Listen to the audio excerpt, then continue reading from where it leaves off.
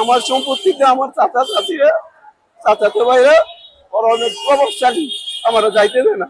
এই বাচ্চারা দুইটার দিকে যায়, স্যার আপনারা সবাই আমারে একটু বাঁচান স্যার। যে এক মার এক ছেলের পৃথিবীতে থাকাটা কত কষ্ট, কত বেদনা, কত যন্ত্রণাদায়ক। স্যার আমি নুরুদ্দিন শিকদার, মেডিকেল টেকনোলজিতে কাজ সার্জারিতে প্লাস প্রাপ্ত। আমি বক্ষবিদ ইনস্টিটিউট হাসপাতালে লেখাপড়া করছি। আমি সুনামের সহিত ওষুধের ব্যবসার সাথে দীর্ঘ 22 বছর যাবত লাইসেন্সধারী একজন ব্যবসায়ী। স্যার আমি অসহায় মানুষ। আজ থেকে 7 বছর আগে আমার মা এবং বাবা মারা গেছে।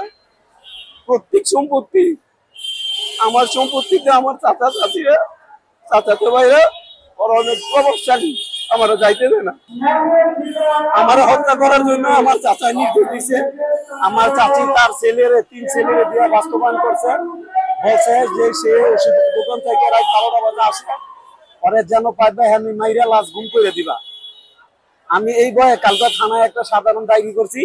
থানা থেকে আমার বলা হয়েছে 2-3 দিন পরে আমার এটা ইনভেস্টিগেশন করব।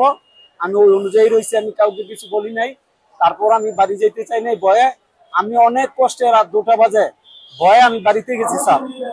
বাড়িতে যাওয়ার পরে সকালে ঘুম থেকে চাই দেখি যে দুয়ার একটা গন্ধ গন্ধ লাগে। তখন আমার কেসি গেট তালা দেওয়া, বাড়ির কেসি গেটের সামনে আরো লোকজন দাঁড়ায় রয়েছে। তখন আমি বললাম কেসি গেট তালা দেওয়া কেন? ওনারা বললো তোরা খের দিয়া আগুন দিয়া পুড়িয়ে মারা হবে। এটা নির্দেশ দাতা চানমিয়া, বাস্তবায়নকারী শান্তি বেগম, আর এটার সাথে ওতপ্রোতভাবে জড়িয়ে আছে মোশাররফ হোসেন, যে কিনা তাদের নামে অসংখ্য মামলা আছে আওয়ামী লীগ এবং বিএনপি আমলে বেপরোয়া একজন ব্যক্তির নাম।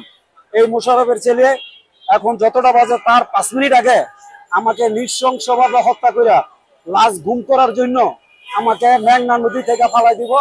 আপনারা স্যার 5 মিনিট আগের মোবাইল রেকর্ড ট্যাগ করেন, তার মোবাইল রেকর্ডের কথা আপনি পাইবেন। সে আমার কি বলছে, এখন আমার জীবন নাশের আশঙ্কায় আছি।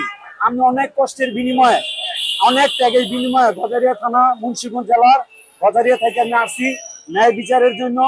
আমি মাননীয় স্যার মহোদয়ের দৃষ্টি আকর্ষণ করছি ডক্টর মোহাম্মদ ইউনূস স্যারের প্রতি, পুলিশ মহোদয় আইজির প্রতি এবং আইন শৃঙ্খলা বাহিনীর প্রতি।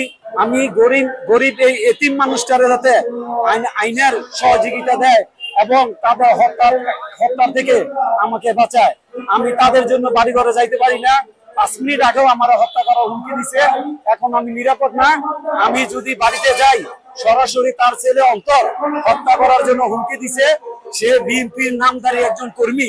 স্যার বিএনপি ক্ষমতা না আইতে সে আমার মাইরা লাগবো। বিএনপি ক্ষমতায় আমি কই যাবো স্যার?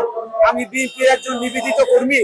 আমি জেলা পর্যায়ে, উপজেলা পর্যায়ে, থানা পর্যায়ে, ইউনিয়ন পর্যায়ে, সভাপতি পর্যায়ে, ওয়ার্ড পর্যায়ে আপনি জিগান আমার পদ পর্যায়ে আমি কোনো পদ নেই নাই।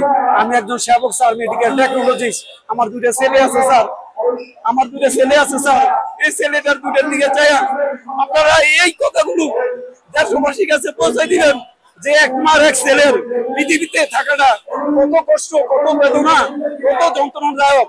আমি এই মোশাররফ, অন্তর, চানমিয়া, জামাল, শাহ আলম ও আলমের হাত থেকে, হামিদার হাত থেকে বাঁচতে চাই।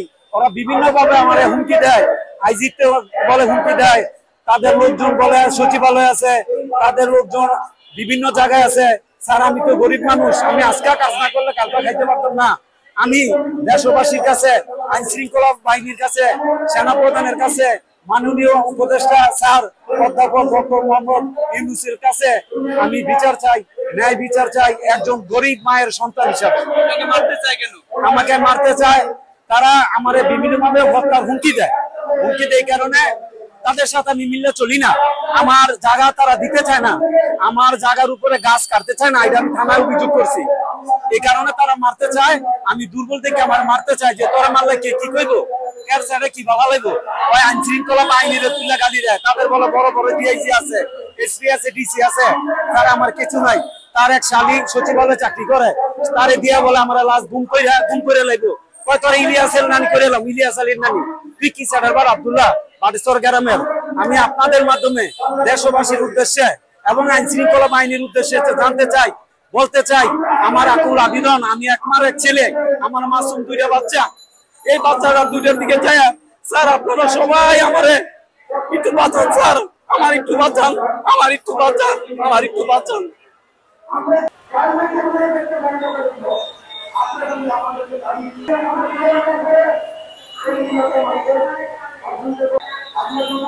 আমাদের